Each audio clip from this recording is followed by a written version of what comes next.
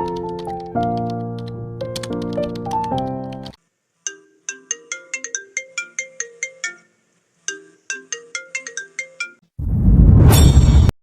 Doctor হিসেবে ৩ বছর আগে ৪ মাসের সংসারে ফেলে আসা স্বামীকে দেখে বড়সড় ধাক্কা খেল নাওমি। দ্রুত হাতে ফাইল ঘেঁটে ডাক্তারের নাম চেক করলো সে। ডক্টর আজলান জাওয়াদ। সে মস্তিষ্কে চাপ প্রয়োগ করে স্বামীর নাম মনে করার চেষ্টা করলো। শুধু মনে আসছে আহিল। ডক্টর দেখাতে আসার আগে নাম দেখলেও মাথায় আসেনি এই ডক্টর ওই ডক্টর হতে পারে। আপনি কি ওভাবেই দাঁড়িয়ে থাকার জন্য এসেছেন? তাহলে একটু সাইডে দাঁড়ান, আমার আরো রুগী আছে। ডাক্তারের আওয়াজে নাওমি ভাবনার জগৎ থেকে বেরিয়ে ধীর পায়ে এগিয়ে গেল। ডেস্ক স্ট্যান্ডে নাম দেখল, ডক্টর আজলান জাওয়াদ আহিল।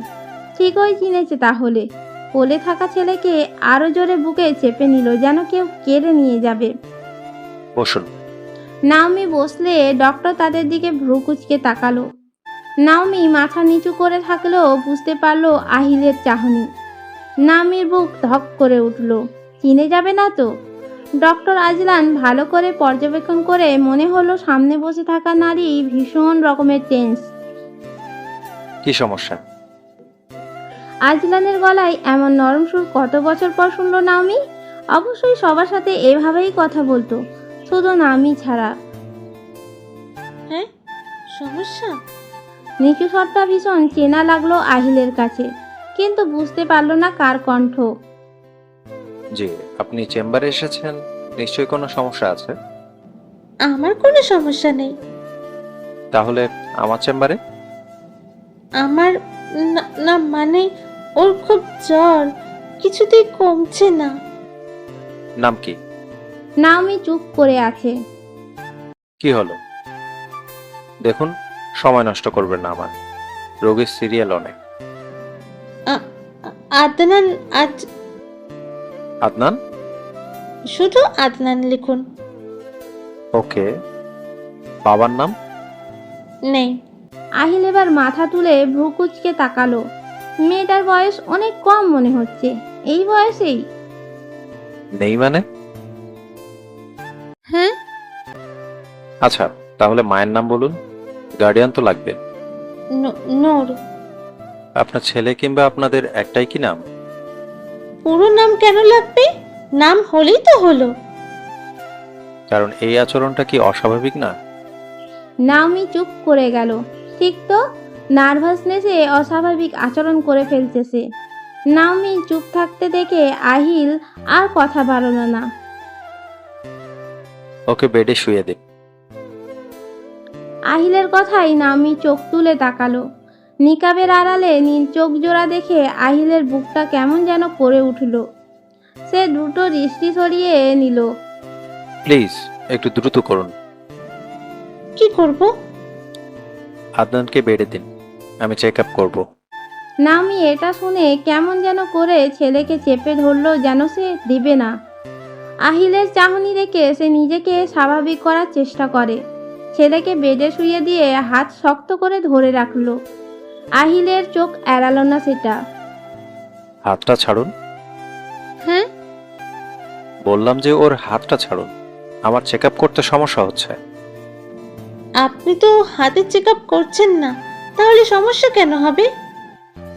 রক্ত নিশ্চয়ই পুরো শরীরে চলাচল করে, হাত নড়চড় হচ্ছে, যেটা আমাকে ডিস্টার্ব করছে। নাওমি তখনও হাত ছাড়ছে না দেখে আহিল তার দিকে তাকিয়ে রইল। দেখুন, আপনার ছেলের কোনো ক্ষতি আমি করব না, প্লিজ নিশ্চিন্ত থাকুন, কোঅপারেট করুন। আহিলের নরম স্বর শুনে নাওমি হাত ছেড়ে ছেলের মাথায় হাত বুলিয়ে দিল। মা এখানেই আছে আপু, তোমাকে কারো কাছে যেতে দিব না, কেউ নেবে না তোমায়। চেক আপ হলেই আবার নিয়ে যাব বাসায়। আহিল ভ্রু কুঁচকে তাকিয়ে আছে। উনি এমন সব কথা বলছেন কেন? ওনার ছেলেকে এখানে কার কাছে যেতে দেবে না? কি অদ্ভুত। নাওমি কিছুটা সরতেই সে চেক আপ করতে লাগলো। মা, বাবা, বাবা। আদনানের এমন কথাই নাওমির কলিজার পানি শুকিয়ে গেল। ছেলে বাবার ছবি দেখেছে কয়েকবার, একটু হলেও চেনা স্বাভাবিক, কিন্তু এভাবে আহিলের সামনে পড়তে হবে সেটা ভাবতে পারেনি। বাবা নেই আপু, উনি উনি তোমার বাবা নয়। এই কথাটা বলতে নাওমির বুক ফেটে যাচ্ছে, গলার কথা আটকে যাচ্ছে। বাবার সামনে ছেলের বাবা নয় বলে অস্বীকার করা কি সহজ? বাবা সে বোধহয় আমাকে বাবা ভাবছে। বাবাকে খুব ভালোবাসতো বোধহয়। বাসে। হ্যাঁ, নাওমি আনমনে উত্তর দিয়ে থতমত খেয়ে যায়। সরি, আমি বলে দিচ্ছি, ও আর ডিস্টার্ব করবে না। আপনি চেক আপ করুন। নাওমি ছেলেকে আদর করে বুঝিয়ে বলল। আশ্চর্যজনকভাবে বাচ্চা ছেলেটা মেনেও নিল, আর টু শব্দ করলো না। আহিল আর মাথা ঘামালো না। সে খুব মনোযোগের সাথে ছেলেটাকে পর্যবেক্ষণ করলো। আজলান আদনানের বুকে স্টেথোস্কোপ রাখতেই আদনান খিলখিল করে হেসে উঠল। ছেলেটা খুব আদুরে লাগছে তার। মন চাইছে একটু আদর করি, কিন্তু তার ব্যক্তিত্বের সাথে এটা যায় না। তবুও আদনানের চুলে বিলি কেটে আজলান অবাক হয়ে ভাবল, বাচ্চাদের প্রতি তার কোনো কালেই তেমন একটা টান ছিল না, কিন্তু এই ছেলেটার জন্য তার হাত কেন বারবার কপালে চলে যাচ্ছে। সে চেক আপ শেষ করে নিজের ডেস্কে গিয়ে বসলো। জ্বরটা বেশ কদিন ধরে আছে বলছেন? লাংসের কন্ডিশন খুব একটা ভালো ঠেকছে না। আমি কিছু পরীক্ষা আর একটা এক্সরে দিচ্ছি। রিপোর্টগুলো আগামীকাল বিকালের মধ্যে নিয়ে আসবেন। প্রেসক্রিপশন এগিয়ে দিলে নাওমি কাঁপা কাঁপা হাতে সেটা নিল। আজলান সেটা লক্ষ্য করলো, কিন্তু কিছু বলল না। রিপোর্ট ছাড়া কোনো কড়া ডোজের ওষুধ দিব না। একটা কথা জিজ্ঞেস করি, কিছু মনে করবেন না। ডাক্তার হিসেবে অনেক সময় আমাদের অপ্রিয় সত্যের মুখোমুখি হতে হয়। নাওমির বুক ধক করে উঠল। জি বলুন। আপনার ছেলের নাম কি যেন বললেন? আদনান? আর কিছু নেই? বললাম তো নেই। বাবা নেই বলছেন, অথচ বাচ্চার সারনেম বা বংশের নামটাও রাখা হয়নি? নাকি বাবার পরিচয়টা আপনি নিজেই মুছে দিতে চাইছেন? আশ্চর্য, কি বলতে চাইছেন আপনি? আপনাদের কাজ তো পেশেন্ট দেখা। বাবার নাম ছাড়া কি আপনারা চিকিৎসা দেন না? না, তা নয়। আমি বলতে চাইছি, বাচ্চাটা কি আসলেই আপনার? মানে, আপনি কি ওর জন্মদাত্রী মা? আজলান থামলো না। তার ঠোঁটে এক চিলতে বাঁকা হাসি ফুটে উঠল, যা নাওমির কলিজা কাঁপিয়ে দিল। আপনার আচরণ বড্ড বেশি অস্বাভাবিক। যেভাবে ওকে লুকানোর চেষ্টা করছেন, বাবার নাম বলতে গিয়ে তোতলাচ্ছেন, মনে হচ্ছে কোনো অপরাধ বোধ আপনাকে কুড়ে কুড়ে খাচ্ছে। আজকাল তো বাচ্চা চুরি হচ্ছে বা পাচারের ঘটনাও অহরহ ঘটছে। আমি কিভাবে নিশ্চিত হতে পারি যে আপনি ওকে হাসপাতাল থেকে তুলে আনেননি? নামি চকিতে তাকালো। আজলানের এই কুৎসিত অভিযোগে নামির কান দিয়ে যেন গরম ধোঁয়া বের হতে লাগলো। যে সন্তানকে সে 3 বছর ধরে তিল তিল করে নিজের সবটুকু দিয়ে বড় করেছে, তাকে নিয়ে এমন কথা! নামির ইচ্ছা করলো চিৎকার করে বলতে, আহিল ও আপনারই রক্ত।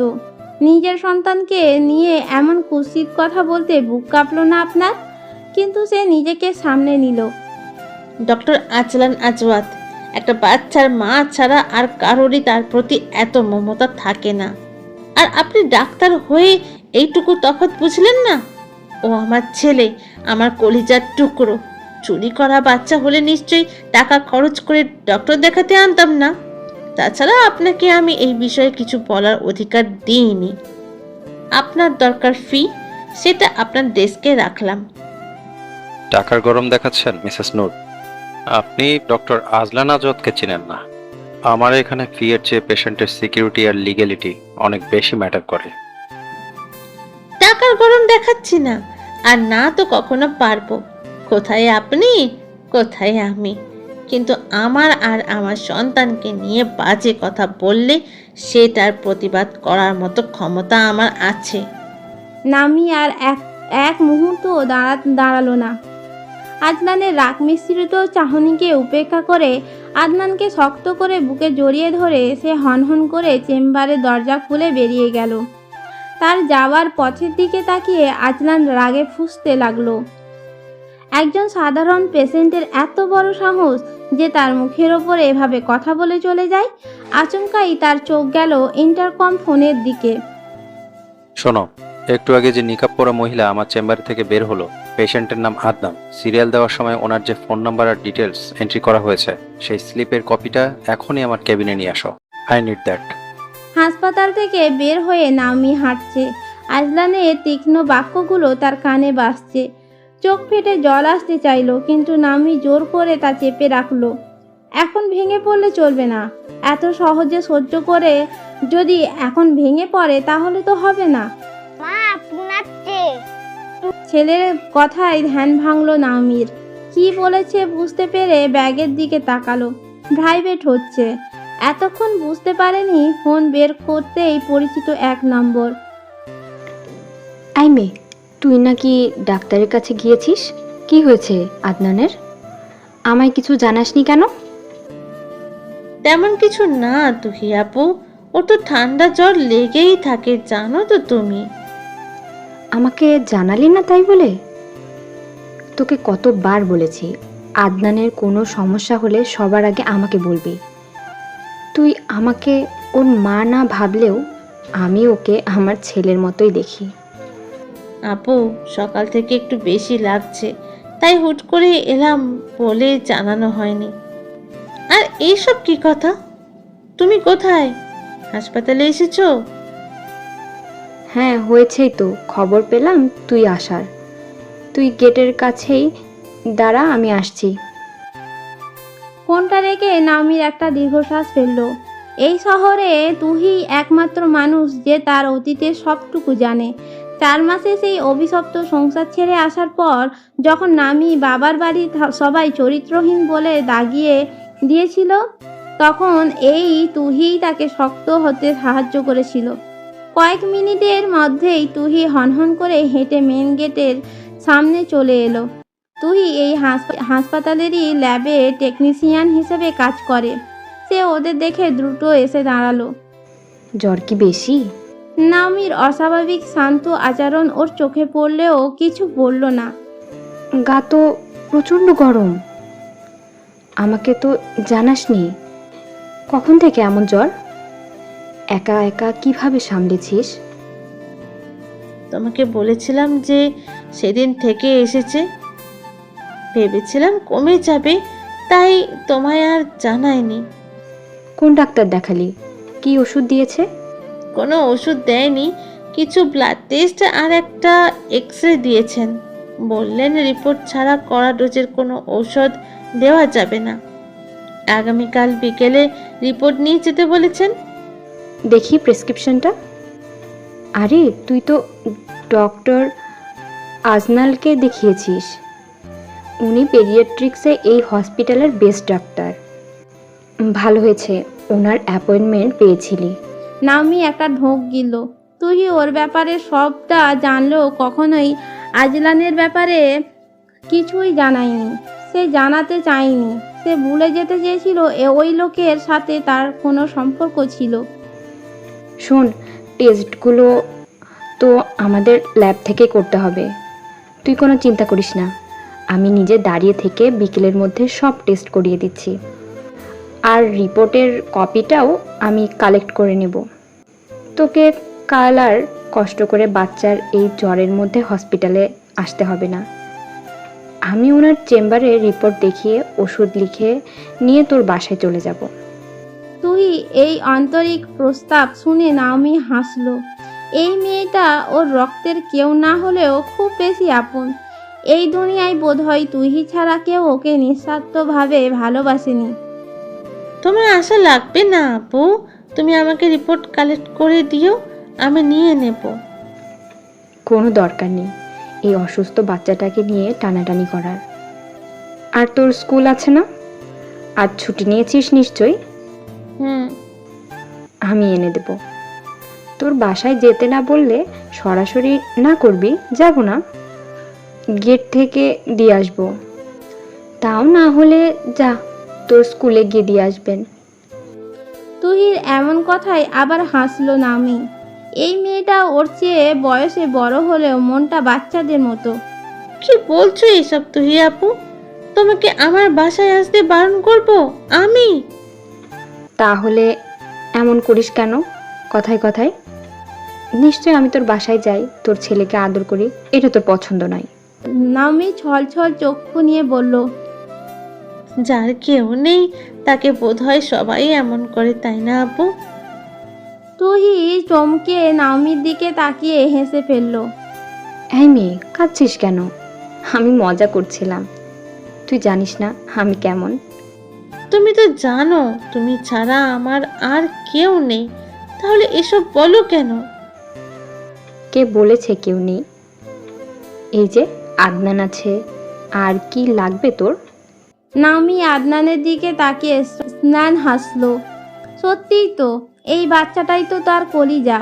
ওই তো এখন তার বেঁচে থাকার একমাত্র জ্বালানি। তুহি ওদের নিয়ে ল্যাবের দিকে চলে গেল। চল আগে টেস্টগুলো করাই।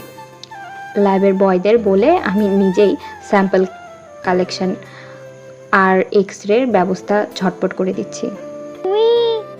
বা বল বাপ, তোর তুই শুনছে। আব্বা কি সারাক্ষণ বাবা বাবা করিস? হ্যাঁ, তোর মা তোকে আর কিছু শেখাতে পারলো না? এই বাপ ডাকাই শেখালো, আর তুইও হয়েছিস বাবার পরাণ একদম। বলি, সেই বাপ কি তোকে চেনে? ল্যাবে গিয়ে বসতেই নামির অবচেতন মন ডক্টর আজলান জাওয়াদকে নিয়ে ভাবতে বাধ্য হয়। মানুষটা একটু বদলায়নি, আগের মতোই উদ্ভট, আগের মতোই সন্দিহান। এর চেয়ে টেস্টের জন্য আদনানের ছোট হাতটা থেকে এখন যখন সিরিঞ্জ দিয়ে রক্ত নেওয়া হচ্ছিল, বাচ্চাটা ব্যথায় কুকিয়ে ওঠে। নামির গলা জড়িয়ে ধরল। নামি চোখ বন্ধ করে ফেলল।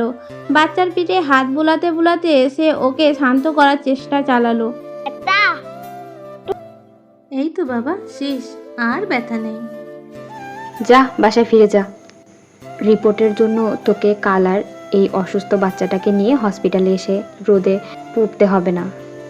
আমি কাল বিকেলে ল্যাব থেকে নিজেই রিপোর্টগুলো প্রিন্ট করে উপরে আজলান স্যারকে দেখিয়ে একেবারে ওষুধ নিয়ে তোর বাসায় চলে যাব। আচ্ছা। নামির ভয় হচ্ছে তুহি যে সহজ সরল মেয়ে, আহিল যদি ওদের ব্যাপারে কিছু জিজ্ঞেস করে ও না গড়গড় করে সব বলে দেয়। আহিলও কম চতুর না। আপু শোনো, বল।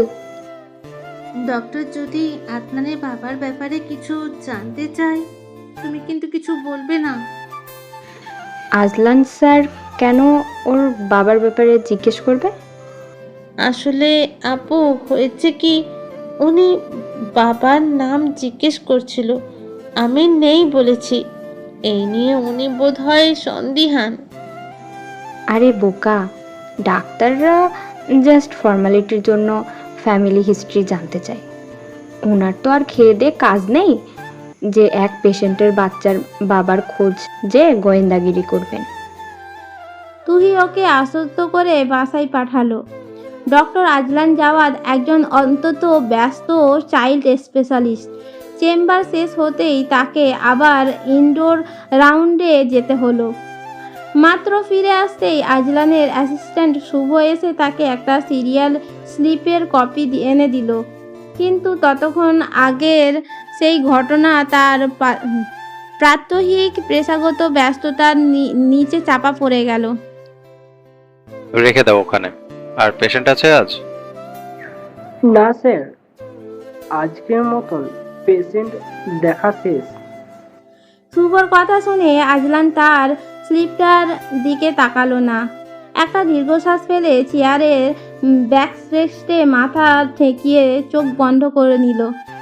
হঠাৎ ফোন বেজে উঠল। স্ক্রিনে মা লেখাটা ভেসে উঠতে আজলান রিসিভ করে কানে দিল। হ্যাঁ মা, বলো। না মা, আহিল, তোর চেম্বার শেষ হয়েছে বাবা। আজ কি বাড়ি ফিরবি নাকি আজ রাতেও হাসপাতালে স্ট্রে করবি? আজ আর নাইট ডিউটি নেই, আমি আধা ঘন্টার মধ্যে বের হচ্ছি। তুমি খেয়ে নাও, আমি এসে একেবারে খাবো। ফোনটা দেখে আজলান উঠে দাঁড়ালো। প্যাট্রনটা খুলে হাতে ঝুলিয়ে নিজের গাড়ির চাবিটা হাতে নিল। করিডোর দিয়ে হেঁটে লিফটের দিকে যাওয়ার সময় দুপাশে নার্স আর ডিউটি ডাক্তাররা তাকে দেখে মাথা ঝুঁকিয়ে সালাম দিল। সে নিজের গাড়ির ড্রাইভিং সিটে এসে বসলো। চারপাশটা হুশ করেই বড্ড নিঝুম হয়ে গেল। সারাদিনের খাটুনিতে শরীরটা ভীষণ ম্যাচ ম্যাচ করছে। আর ঠিকই তখনই নিজের অজান্তেই তার অবচেতন মনে ভেসে উঠল একজোড়া নীল চোখ, যে চোখ দুটো তীব্র অভিমানে অপমানে এক রাস আরতিতে তার দিকে তাকিয়েছিল। আজলানের কপালটা কুঁচকে গেল। সে সোজা হয়ে বসে মাথাটা দুদিকে ঝাঁকালো। নিজের এই অদ্ভুত অস্থিরতায় সে নিজেই বেশ বিরক্ত বোধ করলো। কি হচ্ছে এসব আমার? ওই চাহনিটা আজ এত চেনা লাগলো কেন? ঠিক এরকম তীব্র আর চেনা এক জোড়া চোখ। না, কিসের মিল? বলতে বলতে আজলানের চোখের কোণ দুটো রাগে আর তীক্ষ্ণ ক্ষোভে লাল হয়ে উঠল। কার কথা ভাবছি আমি? মাথাটা কি পুরো খারাপ হয়ে গেল নাকি আমার?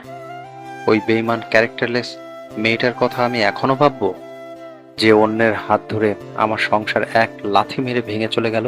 কোনোদিনও না, আমি তার কথা ভাববো না। সে জোরে জোরে কয়েকটা শ্বাস নিল। ড্যাশবোর্ড থেকে বোতল নিয়ে পানি খেয়ে নিল। আজলান জোর করে মন থেকে সেই নীল চোখে চাহনিটা ঝেড়ে ফেলার চেষ্টা করে গাড়ি স্টার্ট দিল।